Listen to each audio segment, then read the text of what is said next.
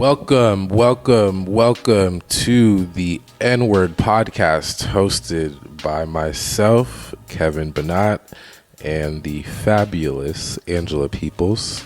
What's up, y'all? The N-Word podcast powered by The South. That's right. Please follow The South on Instagram, Twitter, X. Please subscribe to our YouTube channel. Definitely subscribe to the YouTube. You can also follow me at Miss Peoples. I think it's Miss_Peoples on Instagram. Shout out to the other Miss Peoples who does get tagged in my stuff sometimes. A horrible confusion. I'm on the other ones too. I'm on Threads and Blue Sky and TikTok. I'm on TikTok a lot. So come find me. Thank you, Angela. I was pubbing our show. I mean, I'm a part of the show, no? We can pub myself as well. Yeah. We should pub you. Saint_Chubbs. That's right. Follow me. Anyways, subscribe, follow, all those things. Please share our podcast. Much appreciated. How are you feeling today? I'm feeling great. I am feeling like grounded and appropriately balanced in rage and fury at the world and gratitude and joy at the little world that we are building, that we exist in together with our family, and just trying to stay balanced in between all of that. Facts. I definitely share some similar vibes. But also as of late, as you know, I have been really appreciating the focus of what's in front of me and what I can control. Otherwise, I will reserve my opportunity to punch a white supremacist in the face. Yeah. Some other time. Can I just say the print on the shirt looks amazing. This is my first time seeing the white someone with the white on the white version of the shirt. I am wearing the new and improved Women's March shirt. We now have this shirt in white and in pink. So go get that. Definitely got to cop a white one. ThisTheSouth.com. Yeah. It's funny to think about the fact that we, technically have merch. Yeah. But it's not really like merch for the show. Like we started our business creating political streetwear. That's right. And consulting for like-minded organizations.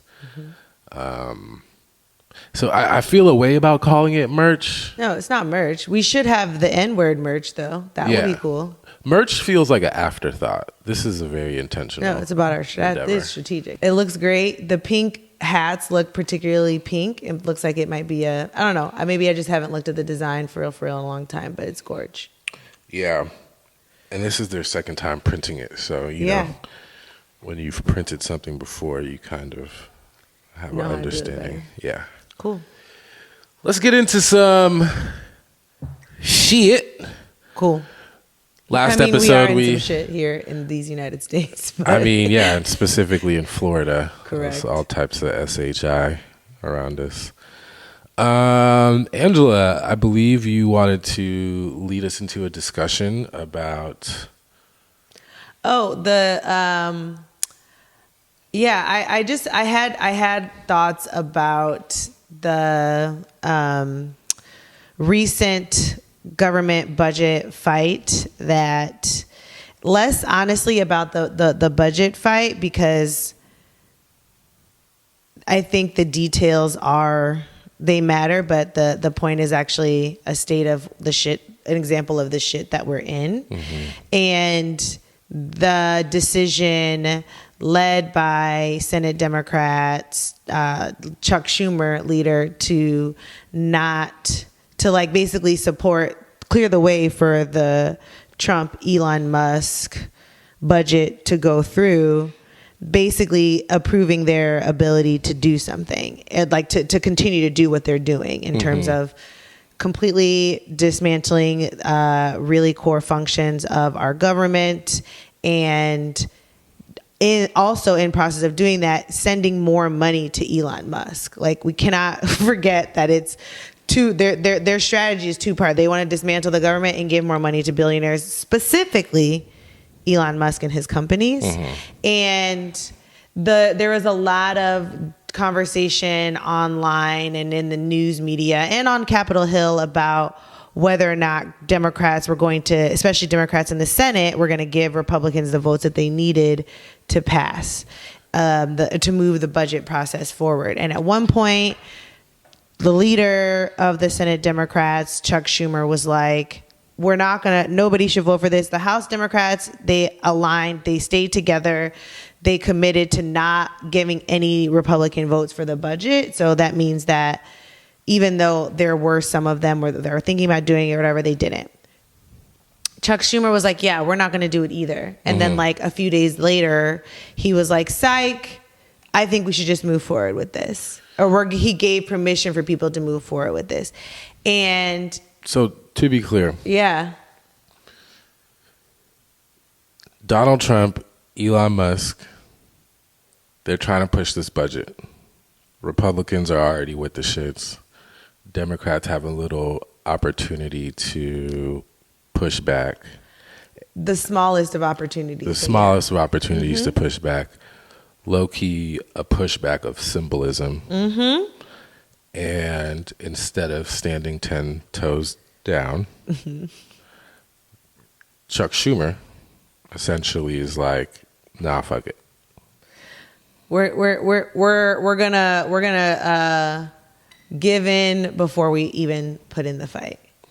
His whole argument was, well, they're not gonna because the big sort of negotiating point was whether if this budget doesn't pass, then the government shuts down. The government doesn't have, in theory, the government doesn't have funding to do what it needs to do. It doesn't have the approval. And like, the government has shut down, I want to say at least 2 times in the last 5 years, maybe more. Yeah. Like temporarily like shut down because Republicans. Like I remember this. Yeah. I mean, it happened at once when we were living in DC, and then I'm pretty sure it happened again not that long ago, but it happened because Republicans, particularly in the House of Representatives, were like, we're not letting this pass. We're going to hold the line. And the last shutdown was December 22nd, 2018, and it lasted until February 9th, 2019. And I guess that was the longest shutdown in U.S. history. Crazy. And was there one before that, like in or maybe it was just in 2018, 2019? So maybe it wasn't a couple times, maybe it was just one time, but that was when we were in DC.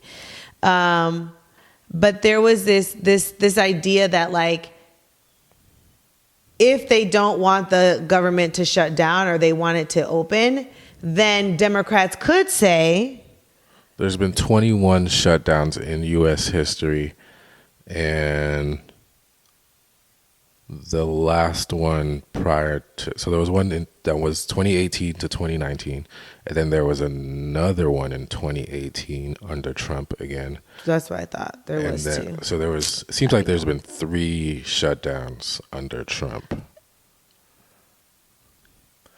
Shit be shutting down. Shit be closing down under Trump, bro. Shit be. It's shutting down. The whole government. The Republicans are the ones that are using the shutdown as leverage. Because the government shutdown is very disaster. It is very bad. But so is, like, what's happening is even worse. I mean, and it's our embroidery shut down for one day, and I almost tore the whole damn thing down.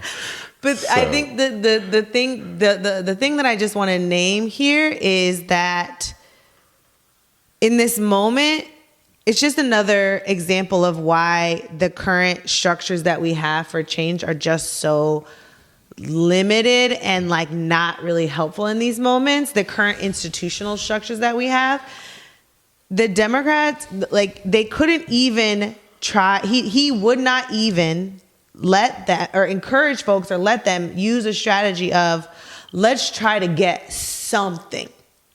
We know we're not going to get really much. Yeah.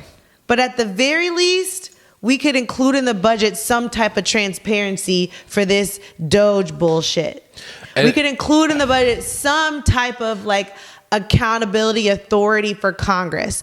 Just negotiate, even put up the fight. Because the other thing is like on a storytelling perspective, this is why I know that the Democrats are not talking to the right strategy. At least Chuck Schumer, right? Because I know that a lot of the Democrats were like, we're going to try to do this. We're going to actually try to get in there, try some new tactics. Schumer and the leader and the other more part of the more like liberal, I would say, wings of the party were like, nah. But there is a storytelling moment here. We see that what they're doing is so foul. We are risking shutting down the government because we just cannot let this pass. We just cannot let them do it. And like, you know, Chuck Schumer's like, well, we live to fight another day. What are we? Which day? Ain't no other day. Which other day might you be thinking that we're going to be fighting on? The days are dwindling down. Quickly. Like. It does also seem like there is a old tradition, old way that has been outdated for so damn long. So long. That's still present, especially in the minds of Democrats.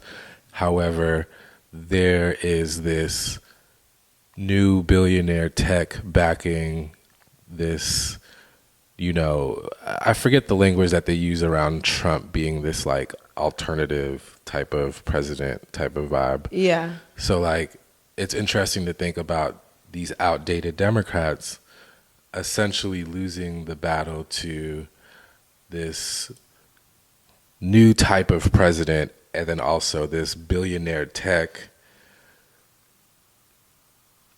all at the same time. They're seemingly destroying the government. Yeah. Like there was something on NPR that I was listening to that was essentially saying that they don't know if Elon Musk and Trump essentially understand the math behind how many people are being pushed out of like government jobs, and like how essentially government jobs was already at a historical all-time low. So now they're like creating an even bigger problem, and literally the like analysts and all of the like niggas who study this shit are like, we can't tell if they're like intentionally trying to crash this shit or if they're crashing this shit and don't even realize that they're crashing this shit. Well, it is a part of their strategy. This is a part of like the right-wing strategy for a long time to like this, to make government, to sap resources from government so much that it's not functioning. And then people are like, government doesn't function. Why isn't it functioning? We're so mad at the government. The government doesn't work. Well, the government doesn't work because the people that don't want the government to work are taking money out of that. And so then the government, the people, they take the money from public, they take money from public schools, they take money from public resources like the fucking DMV. Don't get me started. DMV is looking like a Department of Motor Vehicle. Like, I'm sorry. They out here selling I'm gonna tickets. Pay tax. They out here selling tickets. In Miami, they're scalping tickets to the line to get in the DMV, y'all. Like, what's happening? It's like trying to buy a pair of Jordans now. You gotta enter a raffle. So they make it so that all of these things that were once public goods, and by the way, they started this strategy once integration started, once black people and non-white people started to get access to public goods. They're like, ah, shit, we don't even want them here. We would rather Heather McGee's, I think The Sum of Us is the name of the book, really great book that has this idea, the premise. It talks about the the public school or the public pool paradox, where it's basically like when laws passed that required public schools to be integrated, white communities paved over the pools. They put concrete in the pools as opposed to rather than have to swim with black people. Cause they ain't shit. Like that's so think about what like part of what's happening now as an example of paving over the pool because we would rather, or as a lineage to paving over the pool than rather swim with black people. We would rather take away funding from public schools than let black and brown folks and non-white people get educated.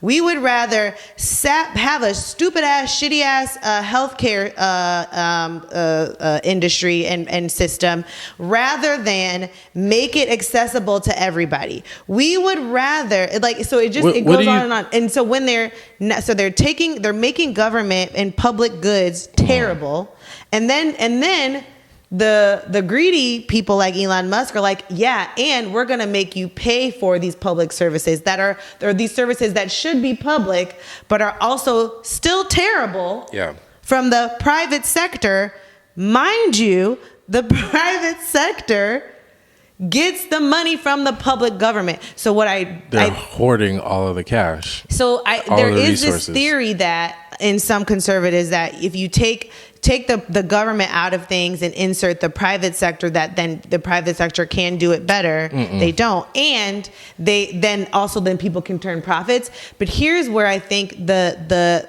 people like Elon Musk are so arrogant and not doing the math.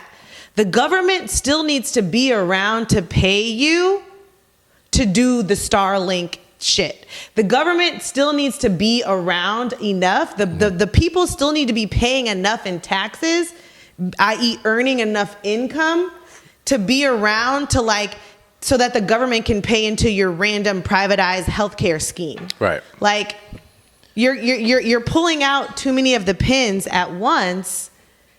And so there is this, so the storytelling piece of why the Democrats are so stupid is that they basically said, yeah, we're not going to use one of the few points of leverage that we have to interrupt this destructive process by shutting down the government temporarily in order to force you all to negotiate with us. He was just like, they're not going to negotiate, so... And even if they didn't negotiate, even if the government shut down, people need to see a fight. The Democrats have looked like losers for decades. Even when they win, they still look like losers. And I think... Chuck, please. I feel like the more I dive deeper into politics, movement work, study what's in front of me on a deeper and deeper level, I am seeing this through line, or just reoccurring theme, if you will, of white liberalism really taking up so much space. Ciao. And how it's actually fucking things up on so many different levels. So potent. Which makes me actually understand when some of these MAGA folks who are actually attacking white liberals, because I can understand their frustrations at white liberals, because as a unapologetically black man who is trying to get more and more free every day, I'm like, you fucking white liberals, so annoying. If you're not about to do shit right now, get out the way. Yeah. And that's what I feel like I'm hearing you say with this Chuck Schumer and this whole budget fight thing. It's like, yo, okay, I get it. We're down 20 and the fourth quarter starting. But don't you dare put our best players on the bench. What are you talking about? Let's fucking go, my nigga. Shoot. It's still play some defense. At least go with the fight. Not to mention there is an entire audience here that essentially paid their ticket in votes. Came here. Paid We're their here. tickets. Paid their tickets in votes. Wearing your damn jersey. Wearing your damn jersey. Because you said this was the most important election of our lifetime. And here your and ass this guy go. was gonna just do the dictator thing. Standing down like shit. Terrible. So it is also interesting. You brought up this moment in history when essentially black folks were essentially there were laws that were being passed that were like, all right, y'all, play nice now.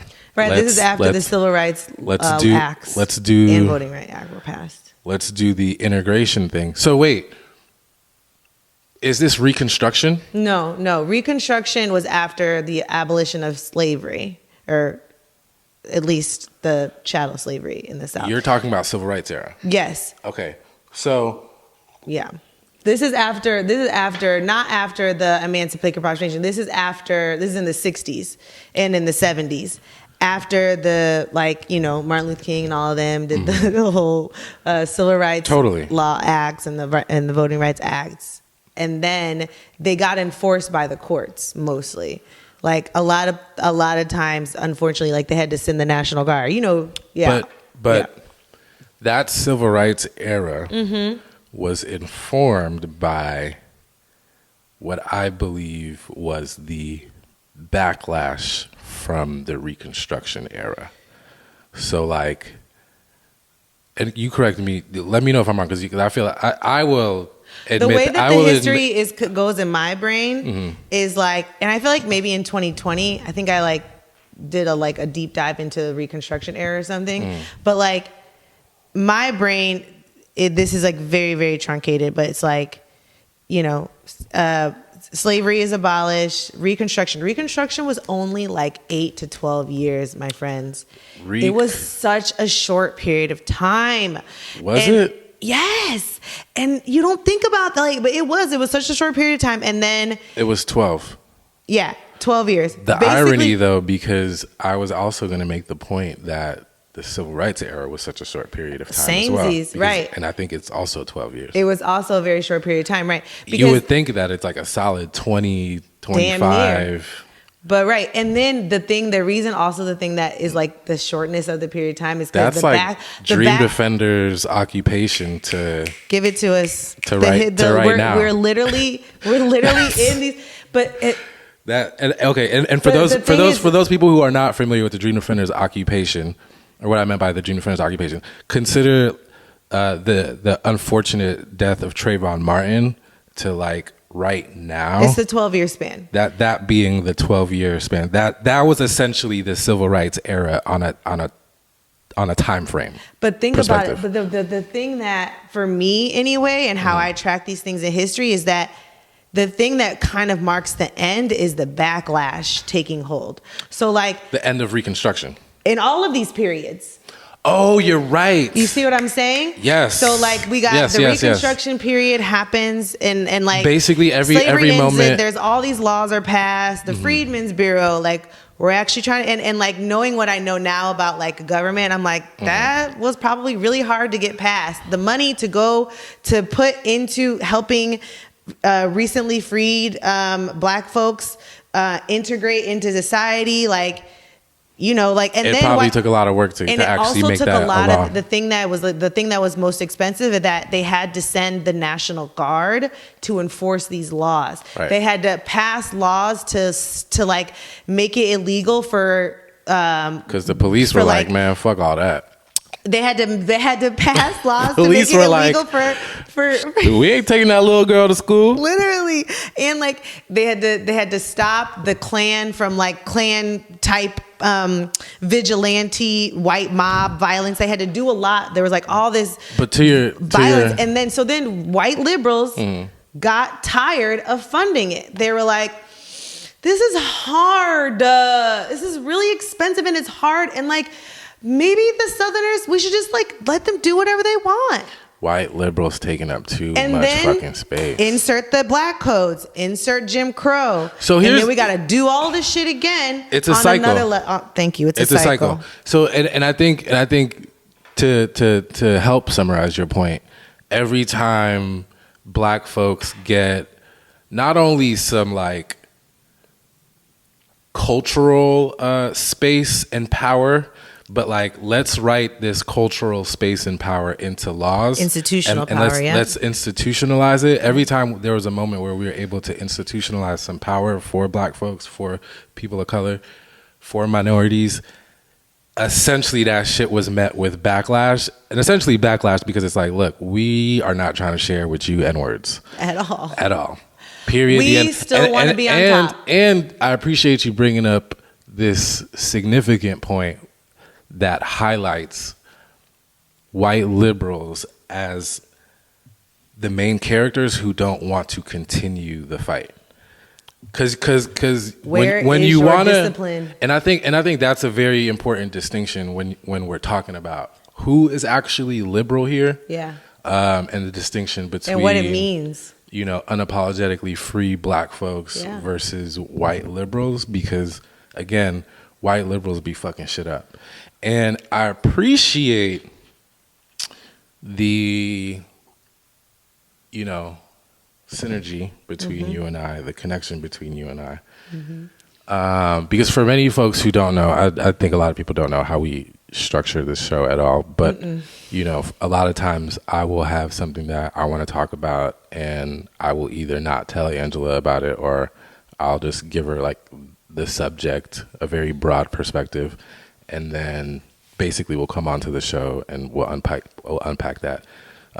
Sometimes Angela will also have something on the show, and we'll just basically unpack it on the show. Today we had that similar approach, and I was so concerned. I was like, damn, how are we going to tie this shit together? However, this whole Reconstruction, civil rights era, it all ties to some of the pieces that I was like reading and researching. And just to take a step back, I just want to say,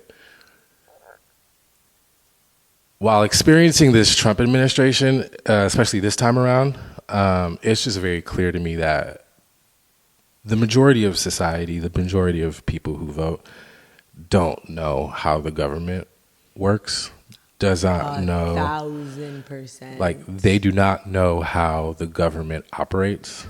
And that's by design. It's totally by design. It's like you don't know what you're buying type of a thing. You don't know that the meat at Taco Bell has been frozen for about 6 months. Ooh, let's not, please. Okay, but and again, another example of that, without diving too deep into it, is the amount of voters who essentially voted for their aunties, their partners, their cousins, their brothers to be deported, essentially. And you were so caught up on that Trump juice that you actually didn't realize how you were so caught up on that Trump juice that was also heavily influenced by the fact that you do not know how government works. And it's just unfortunate as fuck. So I've just been really sitting with that as of late. Like, damn, I know I hardly know how government works, and I'm trying my best. Like, seriously, I'm asking you questions about every day, and it's wild as fuck. But the other thing that was really hitting me, especially as I was preparing for this episode, is that I know for a fact y'all don't know, a lot of folks don't know how government works. But when it comes down to the history, I'm like, ain't no way. Ain't no way. Because again, I really embrace the fact that like there's certain aspects of history that I just don't know. And there's certain shit that I know certain parts of it strong enough to get the point and get like, okay, that's how that moment impacted today.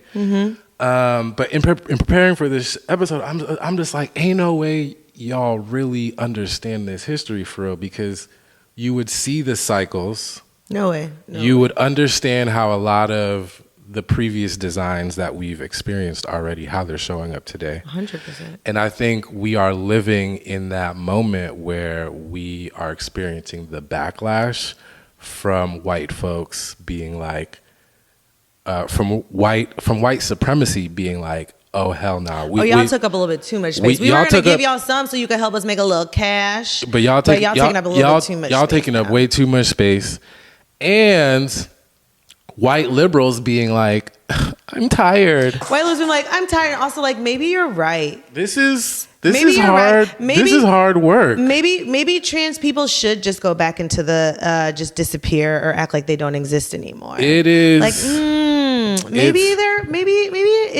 we shouldn't be prioritizing diversity. Maybe we shouldn't be putting resources into trying to to be equitable because we are honest about the history of how our country's been built off of oppression and inequity. And maybe we don't want to do that anymore. And it's really, really, really, it's just really unfortunate because I am worried about what the summer's going to look like and what summers under Trump, under this, political climate is going to look like. Because again, since doing this work, since doing movement work, it has always been a thing to pay attention to, going from, essentially going from like spring to summertime, because essentially in the summertime, the summers are lit. People are in the street. People are in the streets. People are outside being free, trying to enjoy themselves. And white supremacy really doesn't fuck with that. And unfortunately, that tends to result in the loss of Black life. And, there was a story that I ran into that I really wanted to uplift. 19-year-old twin brothers essentially found dead in Belmont, Georgia. Belmont, Georgia is essentially near the North Carolina border. Okay. Qadir Malik Lewis and Nazir Rahim Lewis. Those are nice names. Very beautiful strong black names. Yeah. Very beautiful, strong black names. Unfortunately, their lives were taken. They were found shot up in Belmont, Georgia. And this is essentially an area where tourists and hikers go to do like nature trails and hikes and stuff. And the feds essentially ruled it a murder-suicide. Is it a federal case or a state case? Do you know? I believe it is a GBI, so it's a state. I think it's a state case. Okay. I don't know if it's a federal case, but it's probably just state. I say feds because everybody who is trying to put black folks in prison or jail is a fed to me. Get it? So Qadir and Nazir, twin brothers, the GBI, Georgia Bureau of Investigation, I believe, is essentially ruling it a murder-suicide. And for folks who don't know what that means, it means literally, as it sounds, that there was a murder and then a suicide took place. And, as we stated, Qadir, or I don't know if it's Qadir or Qadir. It's Qaardir. I've heard it pronounced. When I've listened to stories, I've heard it pronounced both ways. Word Qadir, or I'll say Qadir. Okay. Qadir Malik Lewis and Nazir Rahim Lewis. As we stated, strong black names. As parents of two strong black kids, you know how intentional it is for us to name 100%. Our kids. And that intentionality comes from a lot of intentionality around our blackness, around our family, around the love that we have for our family. And when the Lewis family got the unfortunate news of the loss of their babies, and heard it was ruled a murder-suicide, they were immediately like, cap, They immediately disagreed. They immediately were like, no, like you're not about to tell us that these kids essentially took their lives because no. They were also essentially, so Belmont, Georgia is essentially 90 miles from where they live. They also missed a flight, so they were found March 8th. They were supposed to be on a flight to Boston March 7th. And it's just a really unfortunate story, unfortunate thing to hear about, unfortunate reality that a family, a community has to experience, especially when the authorities are Lying. Or seeming, yeah. It just, I will personally say for myself, my perspective is that nah, like this sounds like some shady shit. This sounds like some shit that would truly trigger my rightful anxiety around white supremacy. Yeah, I mean, how there's just so many. Sorry, were you were saying more. So I was, I wanted to talk about it on this episode, and I was doing some research on it, and I was like, man, like I don't want to just tell the story and just be like, I think it's a lie, because that's just an interesting way to share my own perspective, but. I kept on reading, and I was like, well, maybe if I research Belmont, Georgia, or Bell Mountain, Georgia, and do some research on the area, something will pop up. And it's basically in Towns County, Georgia. And the area is called Hiawassee, Georgia. So I was like, fuck it. Let me just research racist history in Hiawassee. Because why not? Because I'm sure if you, and this is low-key. Hiawassee damn sure sounds like this is low-key a hack for... Hiawassee's probably it sounds native name, yeah. This is low-key a hack for all of those listening. Just type in the town that you live in, the area that you're curious about, and add racist history to it, and you'll learn a lot. So when I typed that out, turns out the Towns, Georgia, used to be a sundown town. And a sundown town is a place where white residents would actively discourage or prevent non-white people, particularly African Americans, from staying overnight or residing there. They would essentially promote, like, you N-words, better not be in town when the sun goes down. Because somebody might scoop you up and then you'll never be seen by your family again. I mean, when you look up the history on it, it's very substantive. Yeah. There's a very substantive history around Sundown Town. And it started, drumroll please, after the Reconstruction era ended, which is essentially what we were talking about, which is every time there's a little bit of progress made around black folks, around the integration of society. Anytime there's a little bit of white supremacy having to cede just the tiniest bit of power, AKA take a step back, and influence, right? White violence. White supremacy turns the fuck up. Like literally, when you look at history, this is not even an opinion. No. This is not my like hot take, my perspective.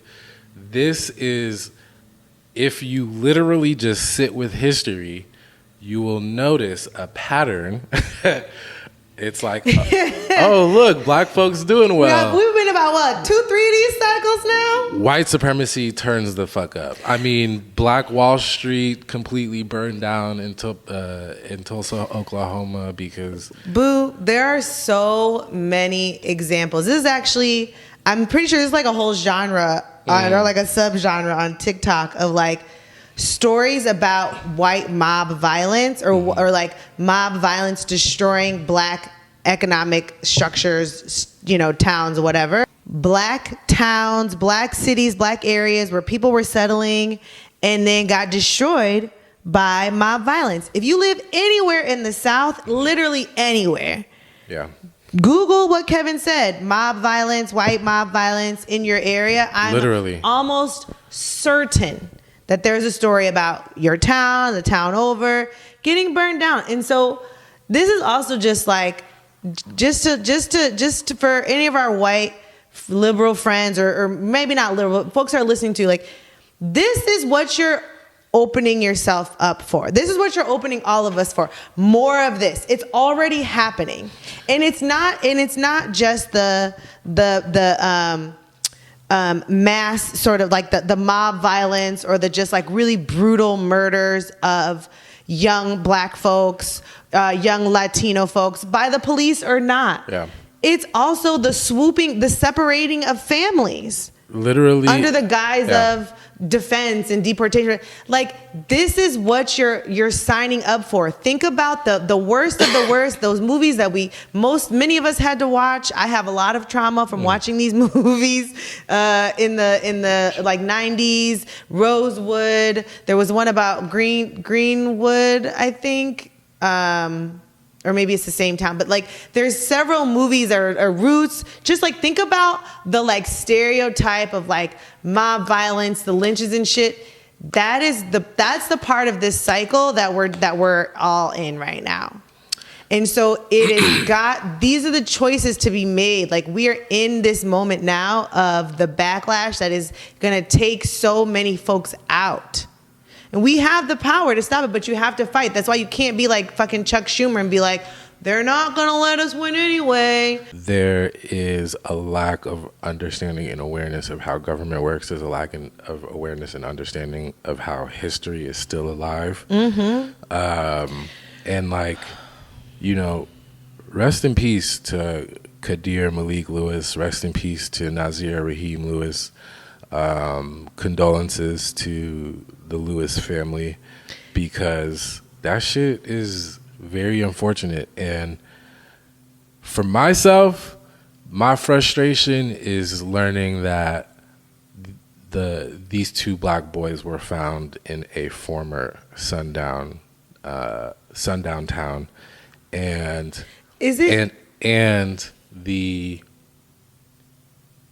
lack of empathy, the lack of humanity that's given by the authorities there, specifically the town's police, specifically Georgia Bureau of Investigation, and even the medical examiners, because I'm reading some shit about like they basically conducted the autopsies, but they're waiting on some tests to come back. And what does the family have to pay for an independent autopsy? Like, come on now. It's very much giving white supremacy wanting to take its time, white supremacy humanizing on its terms, which is never a good feeling for black folks. It's never a good outcome for black folks. And yeah, it just feels trash. It's like, that shit is gross, and it's like, to me, I'm like, nah, all of this shit don't add up, and let's talk about this racist ass history of this area. Because isn't that the same? Isn't it near or around where, is it Kendrick Johnson, the young man who was? So, Valdosta, Georgia, I believe is more southern. Okay. Wow, Georgia's a little scary. Georgia's big as fuck, and yeah, terrible. But I'm happy you brought up. Yeah, so Valdosta is more southern. Bell Mountain is more near northern, more near North Carolina. But I appreciate you bringing up Kendrick Johnson, because I couldn't help but think about Kendrick Johnson, Of course, as I was reading about Malik and Kadir, because it's giving similar unfortunate lives lost, and the white supremacist institutions and systems around these families failing these families and seemingly hiding something. So if you're not aware of the story of Kendrick Johnson, you should totally Google or research that in some capacity. I would start with Kendrick Johnson, Valdosta, Georgia. But essentially what happened is this young black man in a high school, student at this high school, was essentially found dead, rolled up in a gym mat at the school. And I believe, let me look that up before I say that, because they basically hypothesized that Kendrick Johnson had fallen into the mat while looking for a shoe and died after not being able to get out, essentially. Which is like, to me, it often reminds me of like when white people or white supremacy is trying to tell me something, and it just sounds so just insufficient and just the brightest of gaslights. It's like, what are we talking about? You're trying to tell me my son was looking for his shoe and he tripped. I will burn this. Like, what the fuck? And this is what I was just about to say, is that, you know, it's just the plight of being a black parent and being a black person and choosing to have children in this moment, in this world, is like the grief, the inherent grief that, like, not only could your child be taken away from you for like any number of random health reasons, what car accident, what have you, but then the system that's supposed to help you figure out what happened, find some type of clarity, find some type of justice, fails you, or worse, is the cause of said death, or is trying to tell you feed you a lie and cover up the truth about what happened to your baby. It's like maddening. Like, it just, like, their mother, the mother of those twins, I would just not be okay. And then to have them say, well, and their entire family. The idea, and also think about the what it means, the implications that your two children, one of them took the life of the other one and then took their own life. Like, bro, what? Like, I appreciate you bringing that up. There is so much that has to be true about you, about your kids, about your family. In order for that story to be true, like the idea, where did my baby get the gun? The idea that it was a murder suicide. It so much has to be true in order for that to actually be a real thing. Better yet, so much that we know is true has to be untrue. You know what I mean? Like so many. Like the fact that you not only have to, one of those twin brothers would have to literally want to not only end his own life, but end his brother's life. Like, and you're trying to tell a family who knows very well, like these, like how I've heard this family talk about these kids. Right. I'm like, oh nah, this family really knows these kids. This is not a situation where it's like, oh yeah, you're a parent that has a 9-to-5 and you don't know what your kid is doing. Yeah, this is an active ass family. This is a very, cohesive family, and you're just trying to chalk it up to a murder suicide. Not to mention, how many times have white supremacy told this similar story? Exactly. Oh yeah, Oh, they such killed and such. themselves. They in prison. They killed themselves. It was a suicide. They did the same shit with Sandra Bland. They did the same shit with Sandra Bland. Come on. We could literally talk about this for days on end.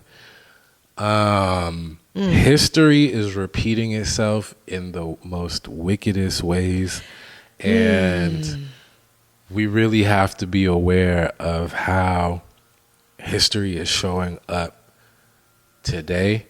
And I really want to be clear as I say this because, again, condolences to the Lewis family. Yes. Rest in power. Kadir, rest in power. Nazir. It's a shame that this is happening to that family. And it's terrible because it's terrible and it's terrifying because it's like shit like this is going to continue happening. White supremacy is actively taking up more space.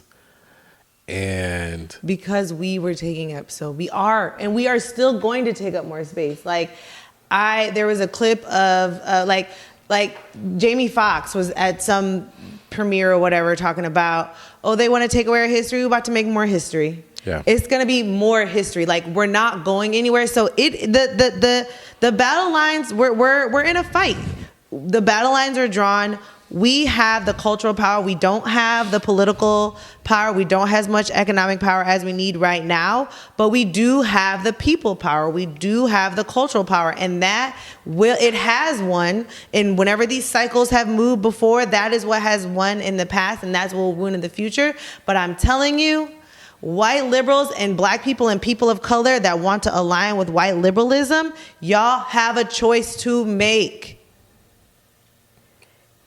You can, if you look in these moments in history, it is actually and honestly, and I think a lot about the gap in our historical education between the civil rights movement and Barack Obama, or however he got, his rise to, because after the civil rights movement, when you talk about Reagan and his policies, and even the welfare policies of Bill Clinton, those are also a part of that backlash cycle to black people advancing and people of color advancing post the civil rights movement, the crack epidemic, the insertion of crack into our communities. That is all a part of that backlash. It's just a revision of it. So we have a choice to make. Do not align with the attitude that says it's too hard to enforce, it's too expensive to actually have equitable policies. It's too hard to think about how we can do reparations and pay for indigenous communities and black communities. It's too expensive. Do not align with that side, because that is the side that gives space for white supremacy, for the white nationalists like Elon Musk and Donald Trump to win out. That is what gives them the space to brutalize us, because you refuse to do the hard work. Make the choice. And no fucking cap, if you're in a position where you can fight back and you're giving that white liberal tired shit, put your position online and just get the fuck out the seat. Just step back, please. Give up the sticks, nigga. If you're tired, cool. Go somewhere else. Cool. There's lots of people that are ready to fight. Matter of fact, yes. Let's create the white liberal to vacation pipeline, or white liberal to sabbatical time. Y'all go ahead. White liberal to sabbatical timeline. Y'all go ahead. Or pipeline. The white liberal to sabbatical pipeline. Let's start it now. Y'all go ahead. You're too tired to do the work. Okay. Take your ass to a sabbatical. Read some shit. Take a time out. Go paint. It's wartime. Give up your position to some real niggas that really want to fight. Please. Because if you about to be on some Chuck Schumer shit, that's his name, right? Yep. Fuck nigga. If you about to be on some Chuck Schumer shit, raise the fuck up. See ya. And not to make this show about the white liberals who are helping us. We hate to center whiteness. Shout out. We hate to center. I mean, I don't always want to center whiteness. We gave some props to Marshall Gans last Marshall episode. Gans, you know, So that was, I'm gonna shout out Marshall Gans because he's providing some real shit. Okay. And speaking of people who are providing some real shit, I stumbled on a gentleman, James W. Lowen. Okay. Lowen. James W. Lowen. He essentially created this database that has been tracking down sundown towns. Nice. So basically, there's this like big ass map, and you know, it highlights probable areas that were sundown towns, or you know, likely not a sundown town, or this is that former all black town. Yeah. Right. I just found that to be very useful, especially in preparation for this episode. And then, you know, on my who the fuck is this white man shit, because you know that's always a perspective that I hold. I was like, let me dig into this James W. Lowen person, and turns out, my dog James W. Lowen be spitting. Okay. Not only did he create the Sundown Town database, he also authored the book Lies My Teacher Told Me. Oh, yeah, okay. Which is a book I've definitely been told I should check out, I should read. But essentially, this book goes into talking about how a lot of the content and curriculum of education is pretty much whitewashed, white supremacist cap bullshit. For sure. He talks about the myth of Columbus. Textbooks falsely portray Columbus as a heroic discoverer rather than someone who initiated the exploitation and genocide of indigenous people. He goes to talk about racism and slavery is downplayed. The brutal realities of slavery and its long-lasting effects, including systematic racism, are often softened or ignored, minimizing the role of white supremacy in shaping American history. For sure. Class struggles are overlooked. Economic inequality and labor movements are often neglected, hiding the struggles of working class people and their impact on shaping policies and society. Reconstruction is misrepresented. The Reconstruction era is often framed as a failure due to corrupt black leadership, rather than a period of black progress that was violently dismantled by white supremacists. Well, that's what we need to be talking about. So, shout out to James W. Lowen, R.I.P. James W. Lowen, who he died. He passed away in 2021. But definitely appreciate your contributions to society. Facts. And your contributions to these conversations, which really helped shape my understanding and perspective on sundown towns. As we conclude this episode, I do want to ask you, any last thoughts, words, expressions? Just thinking a lot about history. A lot of my work is about figuring out ways to uplift untold stories about our history, to amplify our history, and to move people towards being more proactive in their relationship to history. And we appreciate you. Thank you. I just this conversation, and particularly studying the moments toward that, like, brought to the end of Reconstruction, that really, I can't remember, one Black August in the last few years, I started doing a lot of studying about that. And it just really put into perspective, like, oh, it didn't just like fade away. It wasn't just like backlash. People were like, oh, we're just gonna see how things go with these policies. Just faded out. No, it was like an active, aggressive, a violent effort against white people who wanted to go after, like, to terrorize Black folks and take away their power, and active decisions by white liberals in the North that were like, we're tired. It's really expensive. Yeah. It's kind of hard. And they just threw us under the motherfucking bus. And I'm like, How about not this time? So it's how about not this time for real? Yeah. And to help give an analogy to this time. We love your analogies, Kev. I appreciate you, Ange. In fact, I love you, Angela. I love you too. It feels like, and again, this is my very not super in-depth, award-winning history downloaded ass perspective. It feels like from what I've gathered thus far, it feels like this is like game 6, maybe game 7 in America's history of racism. It feels like the way that I got so scared that it's game 7. Bro, I'm trying to tell you, it feels like it is low key though. It feels like we're at a game 6 or game 7, and like white supremacy is about to take the fucking title.